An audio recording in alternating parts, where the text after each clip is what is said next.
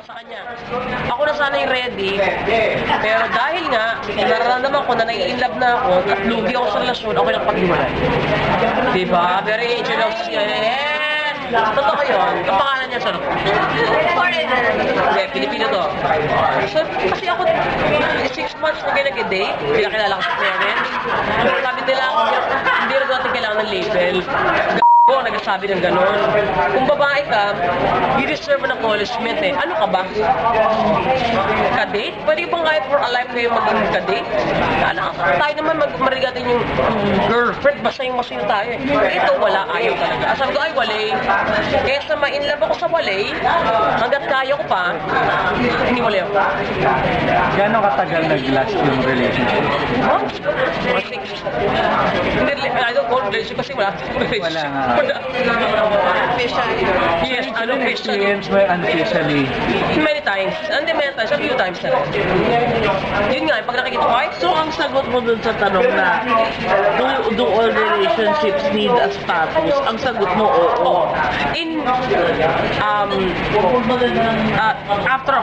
siyempre, at time, hindi naman pagkakilala ko, so tanong na, boyfriend mo na, hindi ka na, pag alam mo na sa sarili mo naman, invest ka na ng emosyon, nag-invest ka ng oras, hindi pera, nag-invest ka na ng time, basta ng gano'n, feeling ko kailangan mo eh.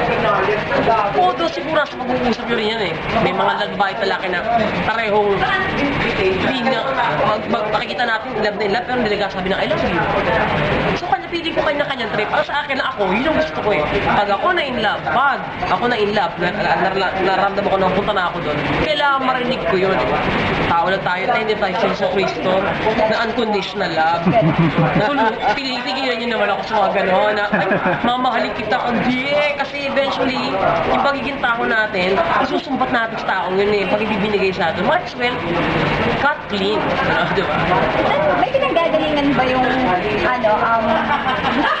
yung personalidad mo na yung ayaw mo magpalamang? Kasi usually ang Pilipino, Pilipino. Nalalamangan? Martyr, di ba? Correct. Sa pag-ibig. Gusto ko baguhin yan eh. Hindi. Kasi ano eh, very strong ang personality ko. Naging independent ako since I was 17. Naging single mama ko. Ano bang, and the rest is history. Naundoy ako. Alam mo yung hindi mo ako pwedeng labangan. Kung ang nature nga, hindi ako nalabangan, nakayanan ko mag-isa eh. Lalaki pa kaya. So, ibig sabihin, kailangan ko lang siguro ng lalaki. Pag nakahanap ako ng lalaki, kailangan mas strong sa akin. Yung pwede akong, pwede kang ganyanin. Kasi yung hinahanap ko, pwede akong i-bossy. Parang, oh shit, sino ako na lang ako. Mahika, taka naman imim, kayo na ka pa eh. Kaya ngayon gawin sa akin, kahit yun lang, baka makapagsapakan pa ako, di ba?